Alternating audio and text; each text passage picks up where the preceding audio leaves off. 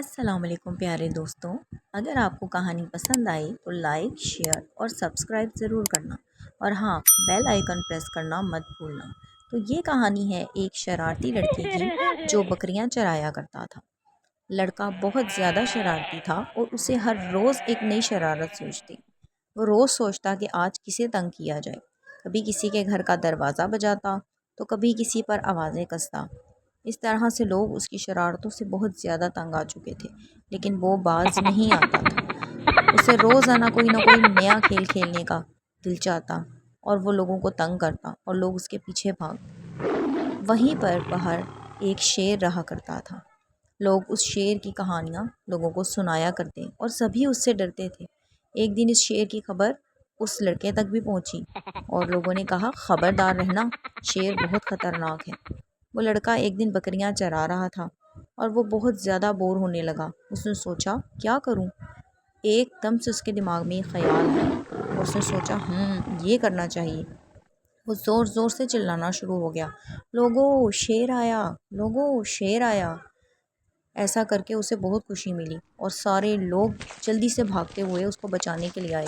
کسی کے ہاتھ میں بیلن، کسی کے ہاتھ میں ڈنڈی، کسی کے ہاتھ میں کلہاڑی۔ سبھی لوگوں نے اسے بچانے کی کوشش کی، پر یہ کیا، جب لوگ وہاں پہنچے تو وہاں تو کوئی شیر ویر نہیں تھا اور وہ لڑکا کھڑا ہوا وہاں پر ہنس رہا تھا۔ لوگوں نے جب یہ دیکھا تو انہیں بہت غصہ آیا اور لوگوں نے اسے برا بھلا کہا، اور بدلے میں وہ صرف ہنستا ہی رہا، ہنستا ہی رہا اور لوگوں کا مذاق بناتا رہا۔ لوگوں کو بہت غصہ آیا اس کی اس حرکت پر۔ پھر اس طرح سے اس نے ایک دن پھر بیٹھے بیٹھے یہی خیال سوچا اور پھر سے لوگوں کو اکٹھا کر لیا۔ لوگ پھر سے اس کی مدد کے لیے آئے، پر وہاں پر کوئی شیر ویر نہیں تھا۔ لوگ بہت غصے میں تھے۔ لوگوں نے کہا، اب ہم تمہاری مدد کے لیے پھر کبھی نہیں آئیں گے۔ ایک دن پھر لڑکے کو یہی شرارت سوچی اور اس نے پھر سے چلانا شروع کیا، لوگوں شیر آیا، لوگوں شیر آیا، میری مدد کے لیے آؤ۔ اور ابھی وہ یہ کہہ ہی رہا تھا کہ اچانک سے سچ مچ میں وہاں پر ایک شیر آ گیا جو بہت ہی بڑا اور بہت ہی خطرناک تھا۔ اس کو دیکھ کر لڑکے کی حالت بہت بری ہو گئی اور وہ گھبرانے لگا اور وہاں سے بھاگنا شروع ہو گیا، پر شیر کے آگے کون بھاگ سکتا ہے؟ شیر نے اس کا پیچھا کرنا شروع کر دیا۔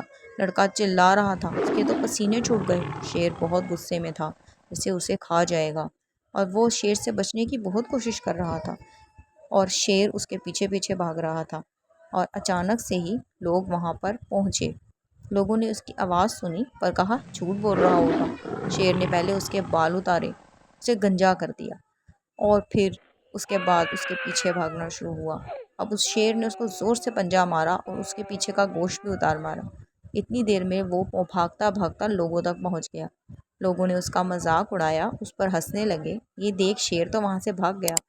لڑکا جب تک گنجا ہو چکا تھا اور اس کے کپڑے بھی پیچھے سے پھٹ چکے تھے۔